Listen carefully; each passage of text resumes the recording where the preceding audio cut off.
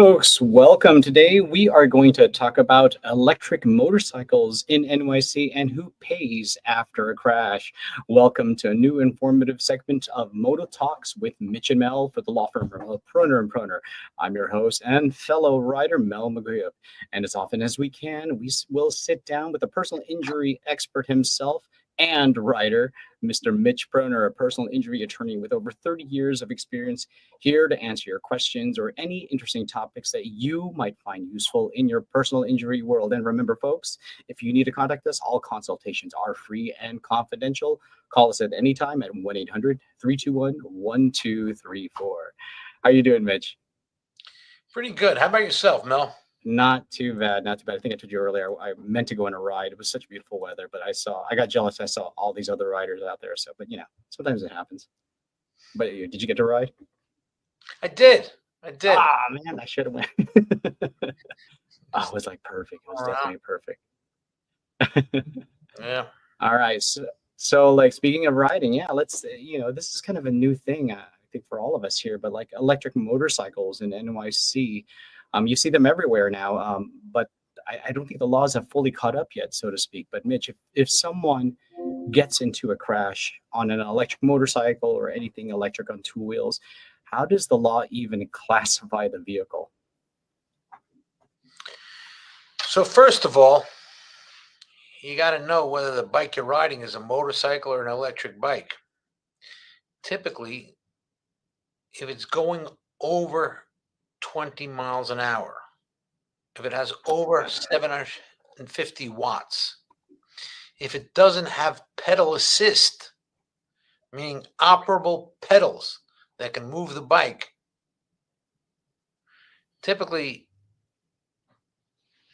when you purchase it, whoever sells it to you should be aware that that's a bike that should be registered, should have license plates, and should come with insurance. Now, are there bikes and scooters on the road that should be registered and aren't? Yeah. There are electric and gas-powered ones that people don't have registered. But under the law, those are the guidelines that you should be aware of. If it doesn't go over 20 miles an hour and has operable pedals, it's a bicycle.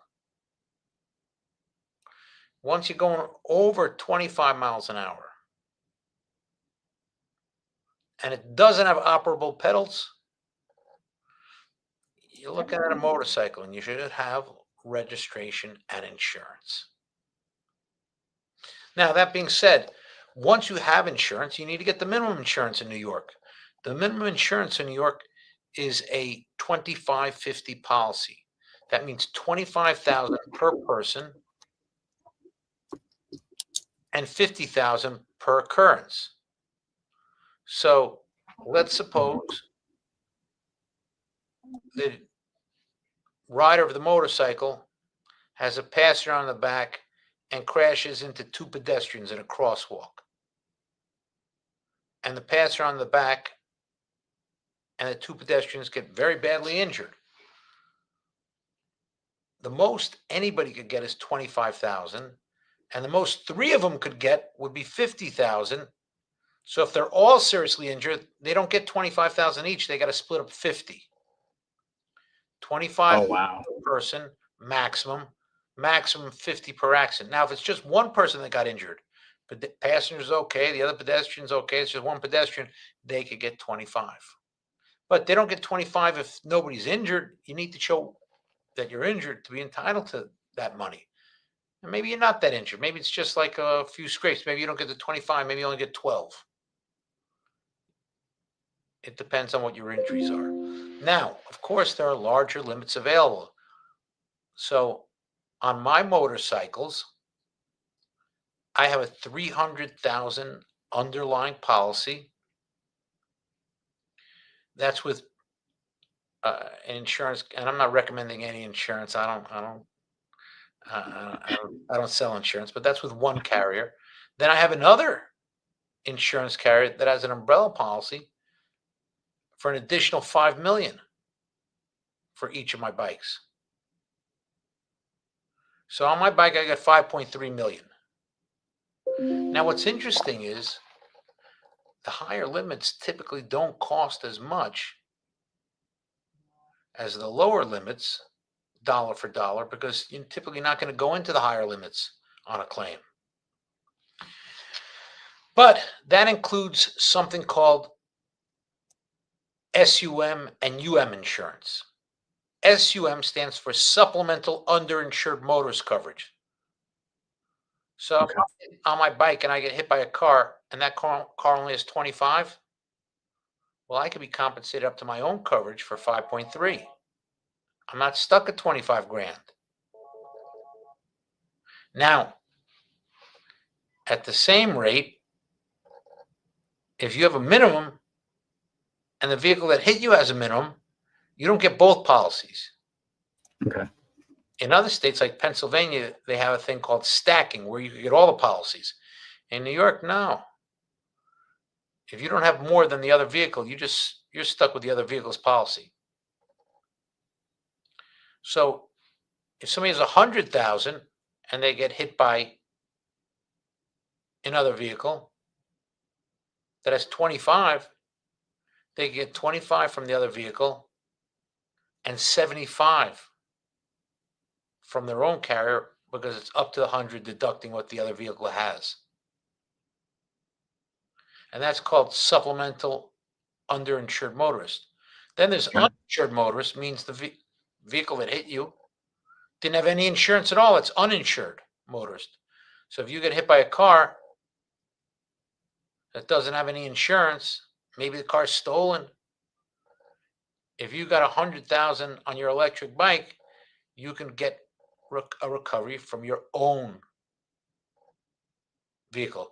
But if you got 100,000 on your car and you're riding around on your e-bike, you can't get that money from your car. But if you register the bike and you get insurance, you can get that money.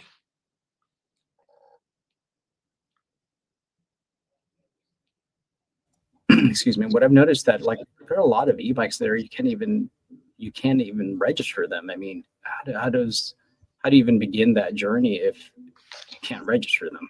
Well, if it's a bicycle, you're not registering it. Yeah. There's legislation proposed where that's going to change. Okay. But it hasn't been signed by the governor. It's not law. So yeah.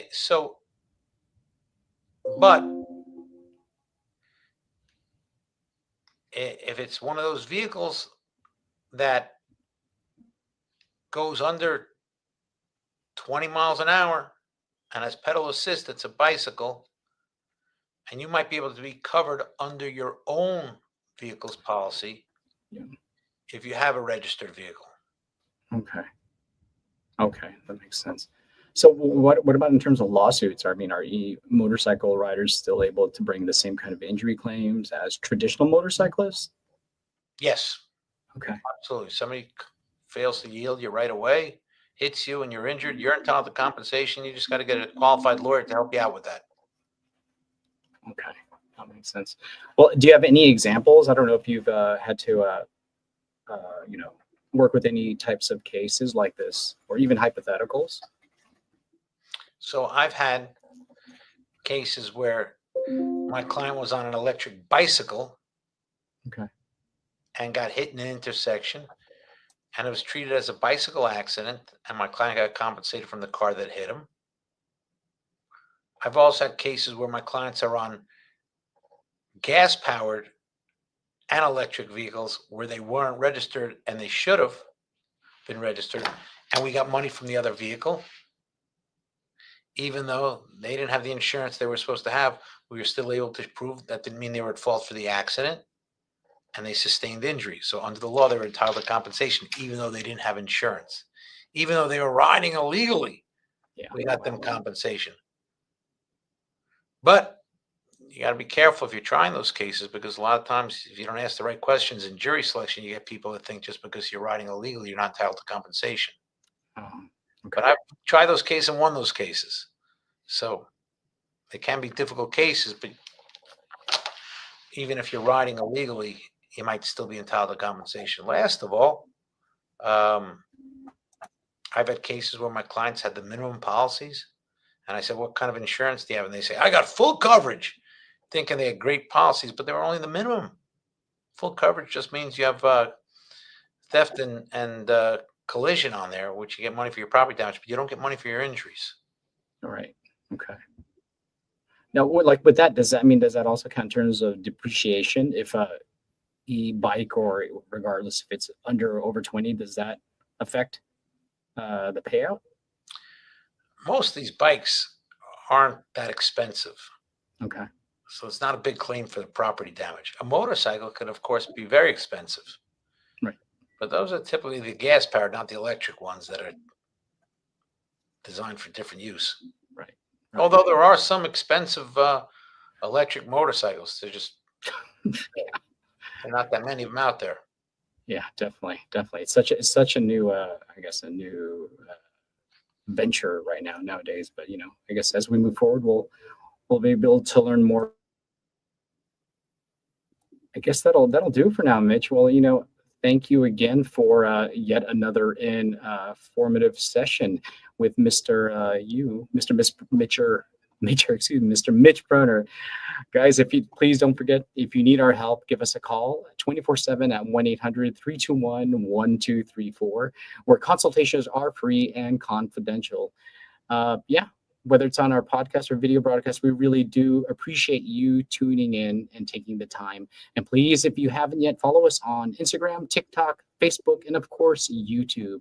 Like, share, and please subscribe so you get the latest updates. Now, before we go, Mitch, do you have anything else you want to add? In addition to getting it registered and insured, if your bike goes over 25 miles per hour and doesn't have pedal assist, you should have an M endorsement on your license, which means you got to go through the process of getting a learner's permit.